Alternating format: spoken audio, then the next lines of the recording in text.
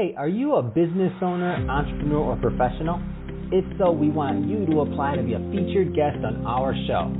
My name is Adam Torres, and I host the Mission Matters series of podcasts. I've recorded over 3,000 episodes, and we are just getting started.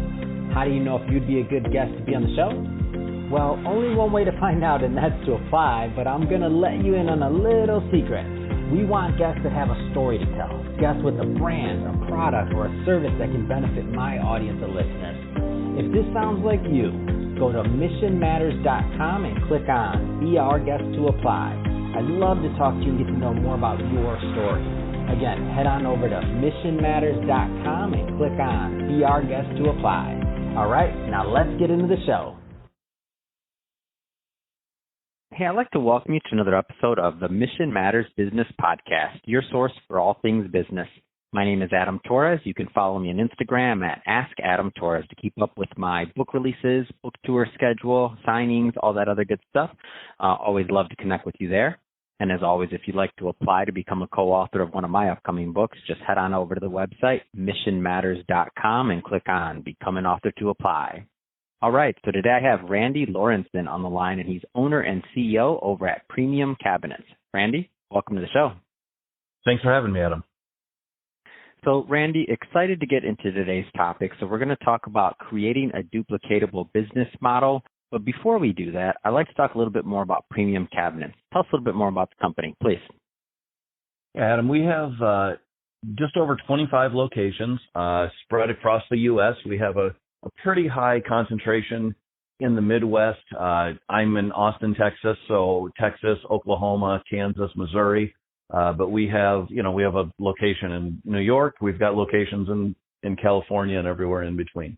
And we have a group of independent dealers that have retail cabinet businesses, really focusing on helping people middle class, but, we've put our cabinets in 10, 15, $20 million houses. And, we've got some value lines that we, have available as well. But primarily we are focused on helping people get a good quality cabinet at a great value.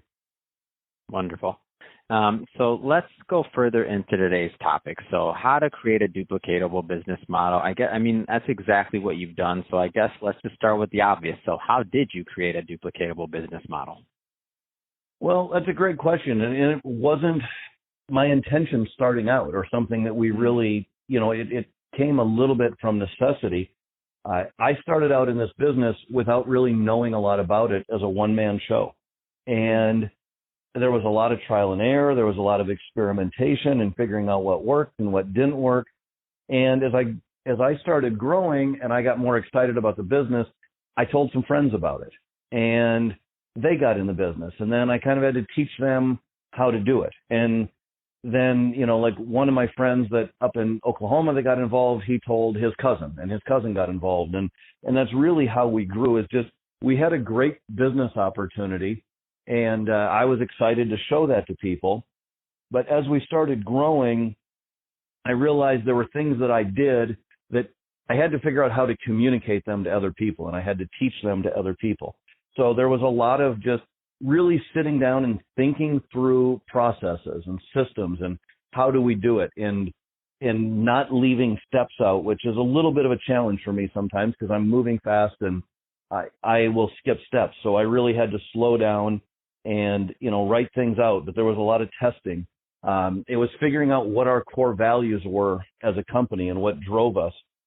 Knowing what business we were in was a big part of it, which sounds crazy. The name of our company is Premium Cabinets, but we're really not in the cabinet business as much as an individual location is in the marketing business. As a national, the marketing company driving business to that location and driving traffic.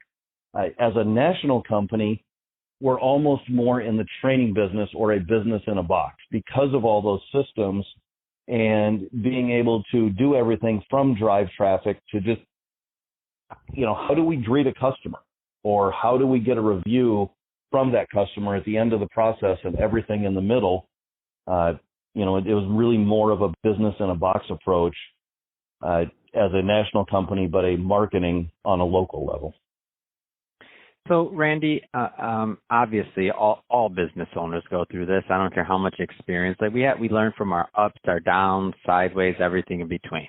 So, what mistakes did you make along the way that, obviously having the benefit of hindsight, you're like, oh, can't believe I did that.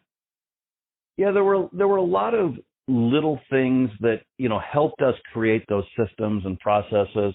But I would say the one really big one that I point to was that we went from being that business in a box and really teaching people the business to trying to run the retail stores ourselves.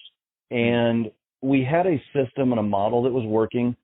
That was where our expertise lied and what we were good at, but we weren't really smart enough to figure out that's what we were really good at.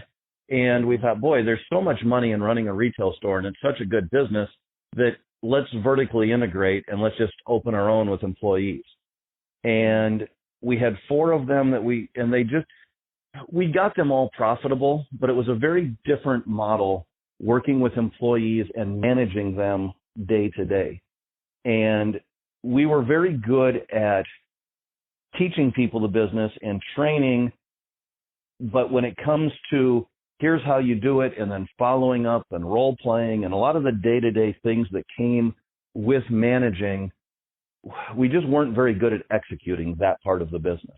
And while it took a lot of energy for us and was just it was not really what we excelled at. So we sold the retail locations and have gone back to that basic business in a box and teaching people how to run a successful business.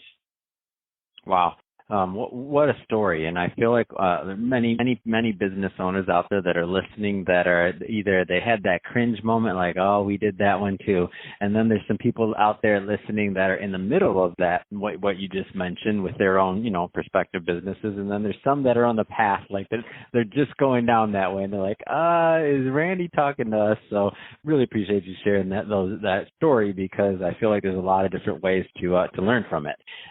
So you mentioned we've been talking this whole time about, business models and creating a duplicatable business model, something that works, obviously learning from our mistakes, all those good things we've covered. But even with the best duplicatable business model, company culture is always important. So I'm interested to hear about, your take on company culture overall and kind of how it's affected and or, helped over at Premium Cabinet. Yeah, great, Adam. And a lot of that really goes back to our core values. And, people talk about core values, but we really spent time thinking through them, developing them, tweaking them. We came up with, I think we originally had 5. We cut it down to 4. In a perfect world, I would love to have 1. It just, we couldn't figure out how to get there. I don't think it's as important what our core values are as that we had them. For the record, they're clarity, excellence, integrity, and then primified, which I guess I got to explain. It's a made-up word because we knew what we wanted and there wasn't quite the right word, but primified for us means that we use Premium Cabinet systems and processes to create sustainable, effective, and predictable results for customers, employees, and investors. But it was deciding what those were. And when we did it as a management team. We created them and we looked at it and we said, okay, let's go implement these, but not really tell anybody yet and see can we live up to these? Because some of the things that we had, like our version of excellence has more to do with creating an outstanding customer experience, meeting and exceeding our commitments, handling situations with grace, treating people better than they deserve. And, handling situations with grace, we're like, well, look, if we're going to put this as a core value, we have to do it.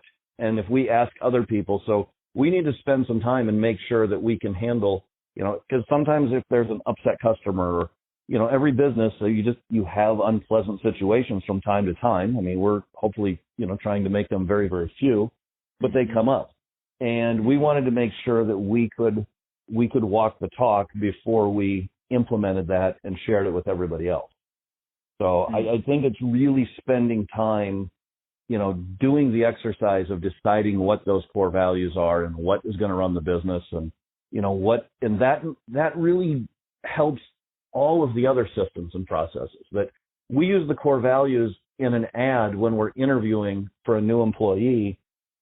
These are our core values, so they know coming in this is what's expected of them. We talk about it on their initial phone interview. We talk about it in their in-person interview. We talk about it when they are, when we are training them. We have it posted all over offices where people can see it at any given time. And then ideally, if we're managing properly and there's an issue, we can even just reference back to it and say, okay, what do core values tell you about how we should handle this situation, right? Or sometimes it's like, hey, I have this customer. We forgot to bring this piece of trim to the customer when we delivered their product. What should we do? It's okay. Look at the core values. They're right there on the wall. What does that tell you? Well, we need to meet or exceed expectations. So yeah, I have to drive this to their house now, even though I don't feel like it. Right? It usually gives the answer and tells people what they should be doing. No, that's great. I mean, this is great advice, and it's great insight into how you've been able to grow and, create a premium, over at Premium Cabinets, create the right type of work environment, people that like to be there, and also, the right relationship between your customers, clients, vendors, all that good stuff. I mean, because it really goes from the top down, and every piece of the organization feels that. So we always on Mission Matters like to talk about culture and what companies are doing that's unique out there. So thank you for sharing all that, Randy. And that being said, so final question, Randy. So if somebody is listening to this and they want more information on Premium Cabinets, or they want to connect with you and your team and just learn more about the business overall, I mean, what's the best way for them to do that? There's a lot of information on our website. It's just www.premiumcabinets.com. And if somebody's looking for a location in their market to buy cabinets, they can certainly find that. We have just started looking for new dealers. We have a great business opportunity that, we're excited to share with people. There is a link at the bottom that, they can click on about becoming a dealer to contact us and get more information on that same premiumcabinets.com site. Perfect. Well, Randy, really appreciate you coming on the show today and sharing more about your background and all the great work that you're doing over at Premium Cabinets. And to the audience, as always, thank you for tuning in. Hope you got a lot of value out of this. Hope you had a lot of fun listening. If you did, especially if you're a first-time listener, definitely hit that subscribe button. We'd like you to be a return listener, have some more great guests coming up for you, and don't want you to miss out on that. And Randy, thanks again for coming on the show. It's been awesome. Thank you for having me, Adam. I greatly appreciate it.